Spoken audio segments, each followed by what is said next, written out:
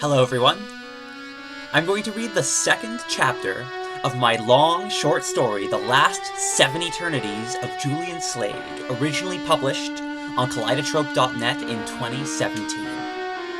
Without further ado, this is the second chapter and it is labeled number 6.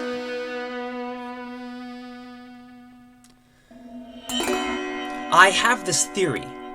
I forget about it sometimes. But every once in a while, I'll remember, and it'll make sense for a while till I forget it again. See, when you stay awake for too long, I'm talking days on end here, you begin to see things.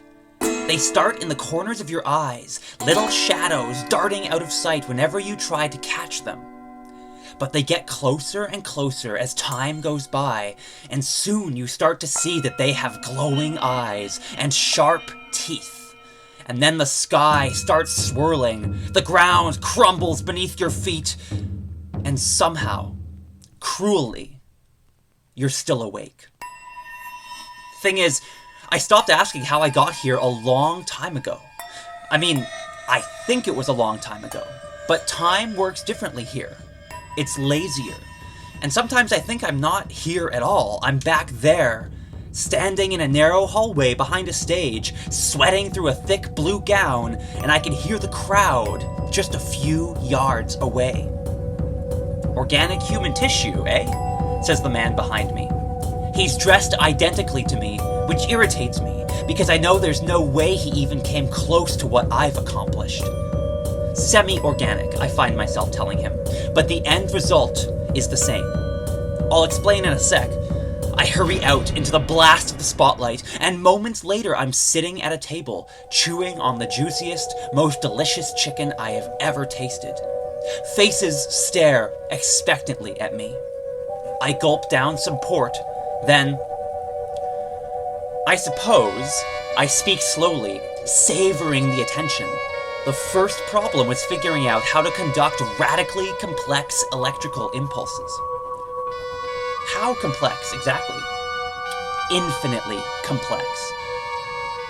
I've grown to love saying those two words. I relish the dozens upon dozens of gazes fixed raptly on me. Just look at them. All of them in their ridiculous gowns, acting like they're on top of the world. Some of them are considered the most sought-after professionals in their respective fields. But if you were to ask any of them what the ion pillar is for, or how to stop the Blackout Legion, not a single one of them could have told you. And there I am, the most ridiculous looking of all. Just look at me. Am I even really there? No. I'm here, watching them in a reflection in a window pane out of the corner of my eye. Alright, let's stop there. We've got to be more careful. It's easy to get caught up in tangents. You start wandering down some stray twist of thought, and suddenly you'll find yourself miles away from where you started, hopelessly turned around, with no way of getting back.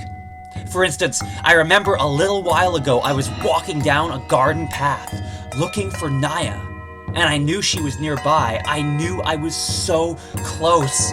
But then I tripped and stumbled into a funny little daydream populated with people running around helter-skelter, all of them wearing gas masks and shouting, and every so often one of them bumped into me, except whenever I touched them, they collapsed in upon themselves and were dust. And the whole while someone was screaming, shrieking in my ears, louder than anything I had ever heard before, so loud I couldn't take it. My head flew to pieces, blood and brains strewn through the air like ribbons and party streamers, and it hurt. God, it hurt so fucking bad. And then someone, don't ask me who, picked up the pieces and fitted them back together like a grisly jigsaw puzzle, and after a time I could think straight again. Thank you, I remember saying, and the person who had fixed me whispered from behind a veiled distance, "Come find us, Julian. There isn't much time." That was when I finally remembered my name. Julian. It's something, I guess. And that is the second chapter of the last 7 Eternities of Julian Slade. Thank you very much for listening, and I'll see you in the very next video with the third chapter from this story. Take care until then. Bye for now.